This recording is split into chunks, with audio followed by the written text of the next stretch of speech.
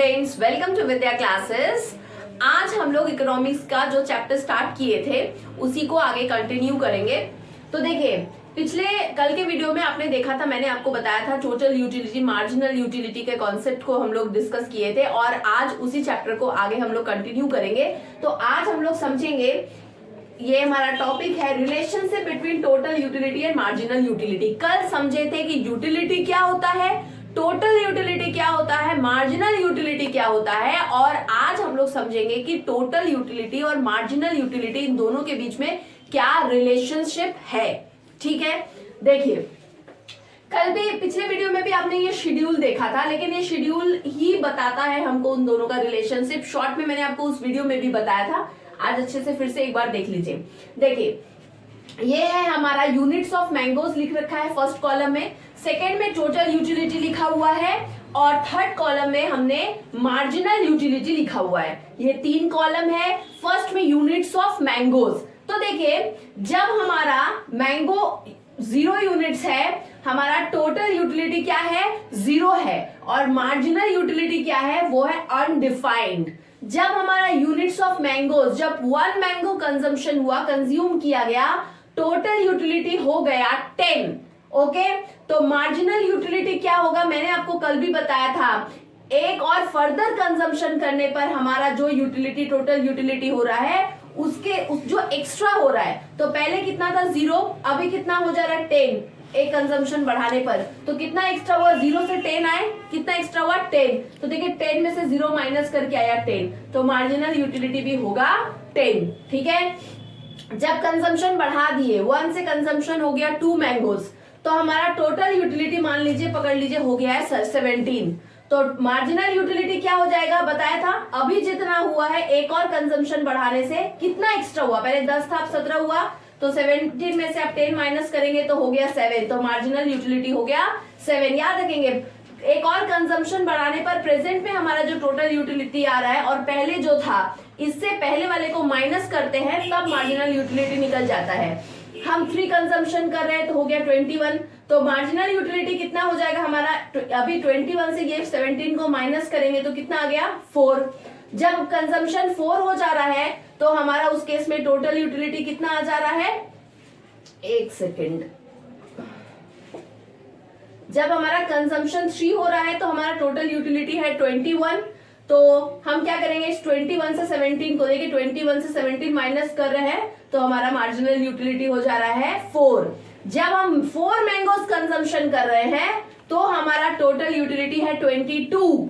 तो मार्जिनल कितना होगा, बताए थे प्रेजेंट वाले से ये ऊपर वाले को माइनस करेंगे, तो 22 से 21 माइनस अगर आप करते हैं तो हो जाता है।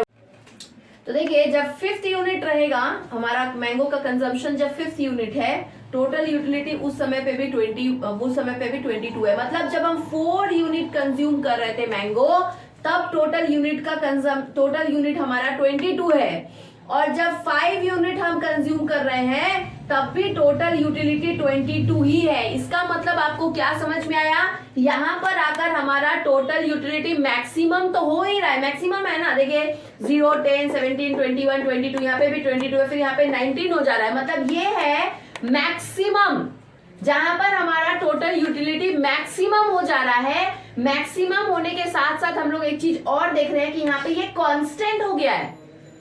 4 यूनिट पे 22 था टोटल यूटिलिटी, और 5th पे आके भी टोटल यूटिलिटी 22 ही है। इसका मतलब यहाँ पे वो क्या हो चुका है, कांस्टेंट, और टोटल यूटिलिटी नहीं बढ़ रहा है। मतलब अगर हम और ज्यादा मैंगो का कंजम्पशन बढ़ा रहे हैं तो हमारा टोटल यूटिलिटी इस स्टेज पर हम लोग देख रहे हैं और इंक्रीज नहीं कर रहा है, वो अब कांस्टेंट हो चुका है। किसी व्यक्ति को भूख लगा हुआ है तो उसे जब आप स्टार्टिंग में एक चपाती उसको वो सर्व करेंगे तो उसको सबसे ज्यादा वो एक चपाती उसको सेटिस्फेक्शन देगा। उस केस में हमारा टोटल यूटिलिटी एकदम एक बार में बहुत ज्यादा आएगा, क्योंकि उस टाइम पे उस प्रोडक्ट का जो कैपेसिटी है, वांट सेटिस्फाइंग पावर जो है, वो बहुत ज्यादा होगा।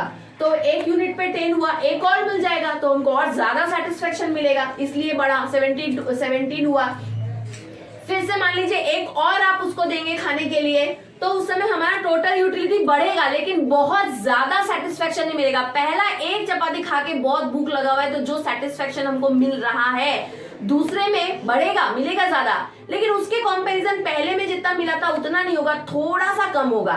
तीसरे में क्या होगा, सेटिस्फेक्शन मिलेगा, ठीक है, लेकिन 2 खा चुके हैं तो भूख कम हो गई है, तो सेटिस्फेक्शन कितना मिलेगा, कम मिलेगा। इसलिए टोटल यूटिलिटी भी यहाँ पे 17 था, यहाँ 21 हुआ। और ज्यादा देंगे तो उसमें अब एकदम हल्का, एकदम नहीं के बराबर सेटिस्फेक्शन मिलेगा, क्योंकि पेट भर चुका है, इसलिए 21 से 22 हुआ। लेकिन और ज्यादा दे देंगे, मतलब अब कोई सेटिस्फेक्शन नहीं मिल रहा है, जितना मिलना था वो मैक्सिमम हो चुका है मेरा सेटिस्फेक्शन खा के, अब नहीं बढ़ेगा और ज्यादा कंजम्पशन करने पर भी। इसलिए जब 5th यूनिट का कंजम्पशन कर रहे हैं तो 22 का 22 ही रह गया। ये यहाँ पे हमारा और टोटल यूटिलिटी इंक्रीज नहीं हुआ। जब बढ़ा ही नहीं, कांस्टेंट हो गया, मैक्सिमम भी हो गया, मतलब इसके आगे और हमारा टोटल यूटिलिटी अब मैक्सिमम से बढ़ेगा नहीं, जब भी होगा वो घटेगा। मतलब अब एक स्टेज होता है ना, जब आपका बिल्कुल पेट फुल हो चुका है, अब आपको जबरदस्ती खिलाया जाएगा तो आपको और अब जगह नहीं है, लास्ट में वो वोमिट होगा। तो इसलिए 6 यूनिट जब कंजम्पशन करेंगे तो उस केस में हमारा टोटल यूटिलिटी देखिए 22 से ये कम हो गया, ये 19 हो गया, डिक्रीज हो गया, है ना।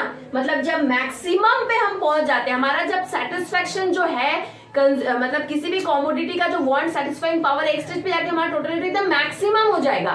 मैक्सिमम जब हो जाएगा तब वो और बढ़ नहीं सकता है, मतलब अब वो वहां पे कांस्टेंट होगा, वो नहीं बढ़ेगा। उसके बाद वो क्या होगा, वो डिक्रीज होना चालू होगा, गिरना चालू करेगा। तो वो ही हम लोग पढ़े, टोटल यूटिलिटी हमेशा ऐसे ही काम करता है। तो टोटल यूटिलिटी मान लीजिए ये कर्व है, ये टोटल यूटिलिटी है, ठीक है, ये मान लीजिए यूनिट्स ऑफ मैंगो है, ये जस्ट एक रफ में आपको बता रहा। टोटल यूटिलिटी सबसे पहले क्या होगा, बढ़ेगा बढ़ेगा, ठीक है, यहाँ पे फिर बढ़ रहा है लेकिन कम कम बढ़ रहा है, तो हमारा बढ़ने का जो स्टेज है वो थोड़ा कम हो जाएगा। फिर एक स्टेज है, देखिए कांस्टेंट हो गया था हमारा, ये वाला स्टेज है, तो एक स्टेज पे आके ये कांस्टेंट हो जाएगा, और ये हमारा मैक्सिमम पॉइंट भी है, ये क्या है, मैक्सिमम, ठीक है, मैक्सिमम 22 वाला। फिर एक स्टेज आएगा, उसके बाद हम लोग क्या देख रहे हैं, और ज्यादा जब कॉमोडिटी हो जाएगा तो ये गिरना चालू होगा, तो यहाँ से ये कम होना चालू हो गया। मान लीजिए यूनिट है 1, 2 और मान लीजिए 3 और मान लीजिए ये है हमारा 4, ये 5 और ये 6। तो जब 6 यूनिट का कंजम्पशन करेंगे तो यहाँ से अगर आप देखेंगे तो ये हमारा डाउनफॉल स्टेट में आ रहा है, नीचे गिर रहा है, उसी स्टेट में आ रहा है। मान लीजिए ये हमारा 19 यूनिट, ये वाला 19 केस है जब हमारा टोटल यूटिलिटी, तब ये किधर जा रहा है, नीचे की तरफ आ रहा है 6 यूनिट पर, ठीक है। ये जैसे एक रफ वर्क में मैंने आपको समझाया। मार्जिनल यूटिलिटी कैसे जा रहा है, देखिए जिस समय टोटल यूटिलिटी 10 है, मार्जिनल भी 10 है, ये 17 हुआ, ये 7 हुआ, ये 21 हुआ, ये 4 हुआ, ये 22 हुआ, ये 1 हुआ। जब ये कांस्टेंट हो गया तो ये 0 हो गया। जब ये नेगेटिव में जा रहा है, 20 से 19 में आ जा रहा है, कम हो रहा है, डिक्रीज कर रहा है, तो मार्जिनल यूटिलिटी माइनस में चला गया। तो मार्जिनल यूटिलिटी का स्टेट हमको कैसे समझ में आ रहा है शेड्यूल से, marginal when total utility increase कर रहा है ना, 10 से 17, 17 से 21 इंक्रीज कर रहा है, बढ़ रहा है, लेकिन कैसे बढ़ रहा है, डिमिनिशिंग रेट से, मतलब कम कम बढ़ रहा है। देखिए इन दोनों के बीच में 7 का गैप था, इतना बड़ा, 17 से 21 के बीच में गैप कितना आ जा रहा है, 4, यानी बढ़ रहा है लेकिन कम कम बढ़ रहा है। इसको हम लोग बोलते हैं इंक्रीजिंग बट डिक्रीजिंग रेट, कि बढ़ रहा है लेकिन कैसे बढ़ रहा है, थोड़ा थोड़ा, हर एक स्टेज में इसमें कम बढ़ा, इतना बढ़ा तो अगले में इतना बढ़ेगा, उसके अगले में और कम बढ़ेगा, उसके अगले में और कम बढ़ेगा, और एक स्टेज में बढ़ ही नहीं सकता है, ऐसा आ जाएगा। तो ये बढ़ रहा है लेकिन कैसे बढ़ रहा है, डिमिनिशिंग रेट से बढ़ रहा है, और एक स्टेज में आके कांस्टेंट हो जा रहा है और फिर डिमिनिश कर रहा है, नीचे की तरफ आ रहा है, ये बढ़ रहा है, फिर यहाँ पे कम कम बढ़ रहा है, एक बार एकदम ऊपर गया था, फिर एक स्टेज में कांस्टेंट हो जाएगा, फिर एक स्टेज में ये नीचे की तरफ आएगा, डिमिनिश कर। तो यहाँ देखिए मार्जिनल यूटिलिटी क्या हो रहा है, जब टोटल यूटिलिटी बढ़ रहा है, मार्जिनल यूटिलिटी घट रहा है, 10 से 17, 17 से 4, है ना, ये बढ़ रहा है। When total utility increasing, 10, 17, 21, marginal utility क्या हो रहा है, 10 से 7, 7 से 4, 4 से 1, ये क्या हो रहा है, ये डिक्रीज कर रहा है।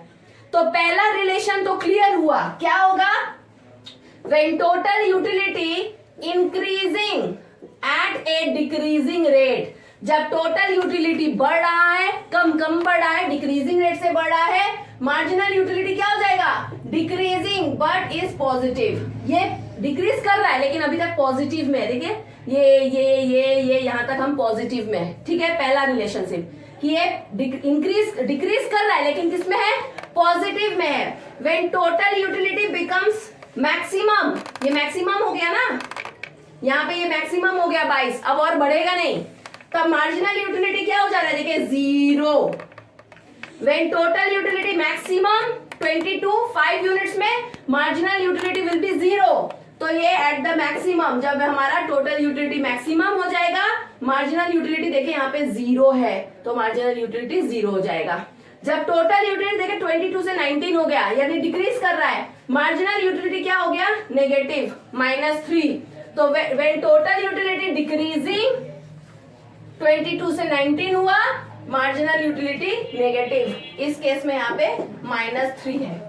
ठीक है, तो ये 3 रिलेशनशिप हो गया, आपको समझ में आया। पहला relationship, when total utility increasing at a decreasing rate, marginal utility decreasing but positive, ये डिक्रीज कर रहा है लेकिन पॉजिटिव है यहाँ 0 तक। ठीक, फिर क्या हो जा रहा है, जब टोटल यूटिलिटी मैक्सिमम, ये रहा मैक्सिमम पॉइंट, तब क्या हो जाएगा, मार्जिनल यूटिलिटी क्या होगा, 0।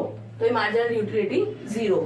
जब टोटल यूटिलिटी डिक्रीज कर रहा है तो मार्जिनल यूटिलिटी नेगेटिव। तो जब टोटल यूटिलिटी हमारा डिक्रीज कर रहा है, मार्जिनल यूटिलिटी नेगेटिव। ठीक है, ये रहा। अगर इस कॉन्सेप्ट को आप समझे हैं तो मतलब आपको इस चैप्टर में आगे कहीं दिक्कत नहीं आने वाली है। ठीक है, ये बेसिक था इस चैप्टर का। देखिएगा, ये शेड्यूल के ऊपर है, ये रिलेशनशिप, और इसी के ऊपर में बेस करके डायग्राम अच्छे से नहीं बना हालांकि बोर्ड में, और मैंने थोड़ा जस्ट रफ में आपको थोड़ा समझाने के लिए किया था। ये दोनों थोड़ा अच्छे से आप समझेंगे, डायग्राम के लिए अलग से एक वीडियो होगा। तो यहाँ तक में आपको कोई दिक्कत नहीं आनी चाहिए, आप इसे देखेंगे, एक बार देखते हैं, एक बार में क्लियर हो जाएगा। हो सके तो इसे एक बार फिर से देखें, अपने कॉपी में नोट डाउन करें। आज का इतना ही, फिर नेक्स्ट क्लास में मिलेंगे। Thank you.